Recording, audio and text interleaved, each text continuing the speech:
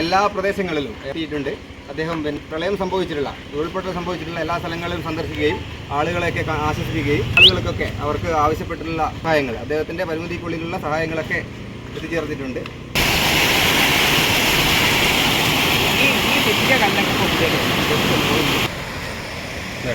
ഇവിടെ നിന്നാണ് അദ്ദേഹം തീർച്ചയായിട്ടും പോയത്. അപ്പോൾ ഈ നാടിൻ്റെ പേരിലും വ്യക്തിപരമായ പേരിലും എല്ലാവരുടെ പേരിലും അദ്ദേഹത്തിന് നന്ദി അറിയിക്കുകയാണ്.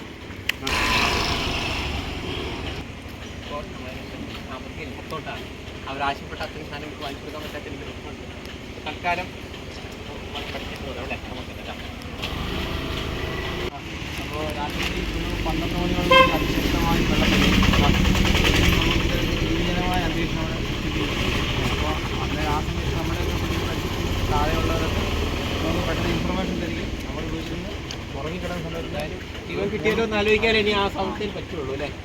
ഫോണും കുറേ എടുത്ത് ലൈറ്റും എടുത്ത് ഇറങ്ങി ഓടുവായിരിക്കും.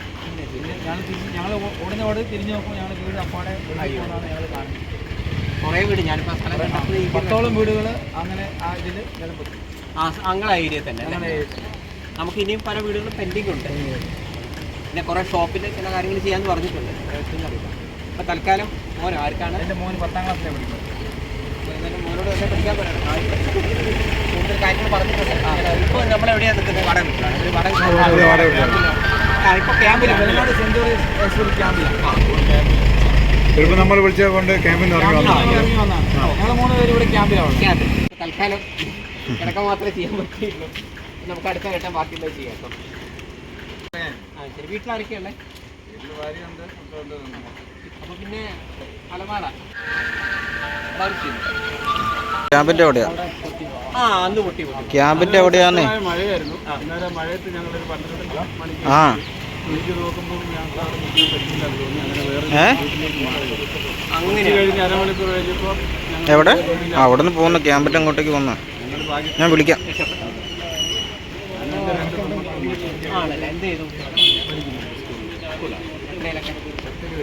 അപ്പോൾ അവരൊക്കെ ആണോ ക്യാമ്പിലാണോ? പറ്റിയ ക്യാമ്പിലാണ് ആണല്ലേ.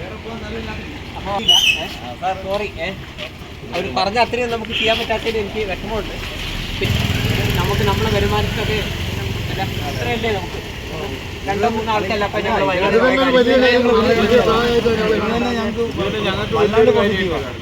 ഞാൻ കോഴിക്കോട് നിന്ന് ഓടിയെത്തിയ സിനിമാ താരം സന്തോഷ് പണ്ഡിറ്റ് സാറിന് നന്ദി രേഖപ്പെടുത്തുകയാണ്. ഈ ഞങ്ങൾക്ക് ഈ ഉപകാരം തന്നതിന് പ്രത്യേകിച്ച് നന്ദി രേഖപ്പെടുത്തുന്നു. ഞാനുണ്ട് കൂടെ.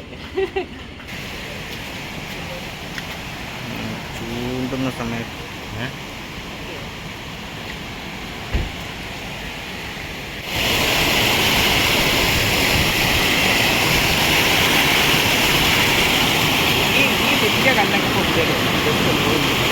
ഇത്രയും വലിയ ഇവിടെ ഇതിനു മുന്നേ ഇതിലും വലിയൊരു പാറയാണ്.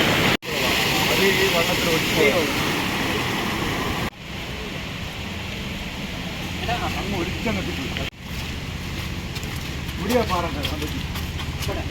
ഈ പാറ ലൈറ്റോട് കൂടി പോരാ. ഇവിടെ അറിയില്ല ഇതിൻ്റെ പാറ ഇവിടെ ഇവിടെയില്ല. ആ വെള്ളം അങ്ങ് വന്നു അത്രയും മൈൻഡ് കണ്ട ആ പോകുന്ന ശക്തി വെള്ളം അവിടെ അവിടുന്ന് വന്നിട്ട് ഇങ്ങനെ ഈ പാറ അല്ല. ഇവിടെ മൊത്തം എത്ര വീടുണ്ടായിരുന്നു? ഇവിടെ തന്നെ ഈ മൊത്തത്തിലുള്ള 13 വീട്. 13 വീടുണ്ട്. ഈ ഇവിടെ ഇതൊരു കടയാണ്. ഇവിടെ ഭാഷ കയറിയുന്നത് ഭാഷ ഇവിടെ കയറിയുന്നത് ഇവിടെ ഉണ്ട്. ഇവിടെ കയറിയിട്ട്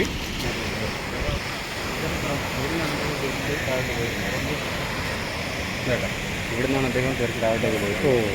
ചെറിയ ചെറിയ സഹായങ്ങൾ അദ്ദേഹത്തിൻ്റെ പരിമിതികൾക്കുള്ളിൽ നിന്ന് സഹായങ്ങൾ ചെയ്യാമെന്ന് അദ്ദേഹം അറിയിക്കുകയായിരുന്നു. അപ്പോൾ അദ്ദേഹത്തിൻ്റെ വലിയൊരു പ്രതികൂലാവസ്ഥയായിരുന്നു. അത് വരുന്ന സമയത്ത് ഇന്ന് ബസ് സമരമായിരുന്നു.